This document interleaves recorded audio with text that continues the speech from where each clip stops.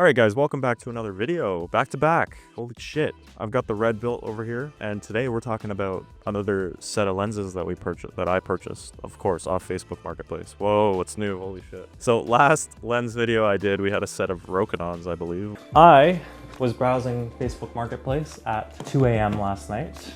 I happened to stumble across a set of 4 Rokinon lenses, which I sold for these. These are the Canon FDs. These are pretty sought after in the vintage lens community. And these are the S.S.Cs, which means they have the cool Japanese glass. And they are cine-modded with sim mod stuff, which is pretty sweet. The only one that's fully converted is actually the 28 here. Fully converted on these means you're not using an FD adapter. So on the FDs, it's the weirdest mount, honestly. There's these little adapters here that kind of act as like a locking ring. They're about 50 bucks a piece. But if you actually want to fully convert one of these lenses to EF or any lens of your choice, it's going to cost you about 250 bucks a lens, which obviously is not very cost efficient.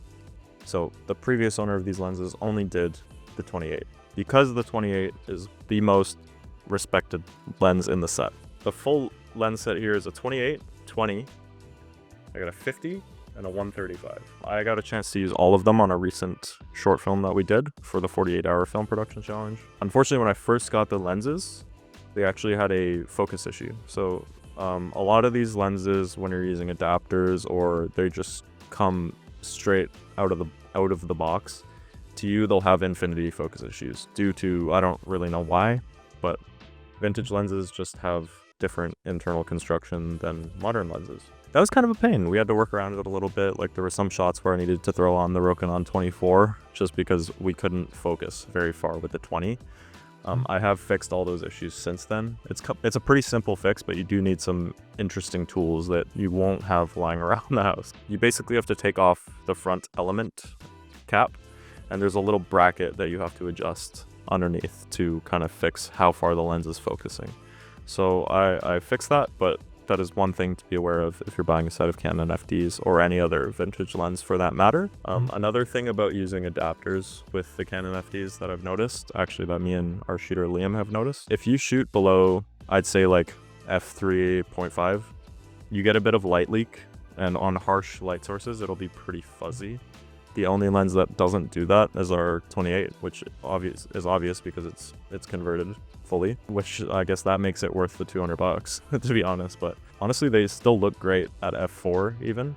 I don't know why. They just have that vintage look. The bokeh is really nice, and they're just vibes, dude. They're just vibey lenses. I don't know what to tell you.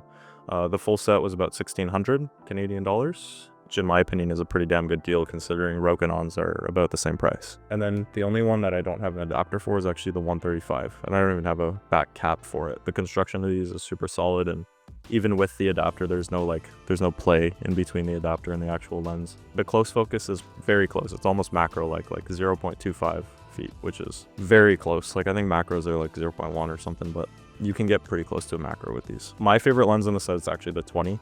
It's a 22.8.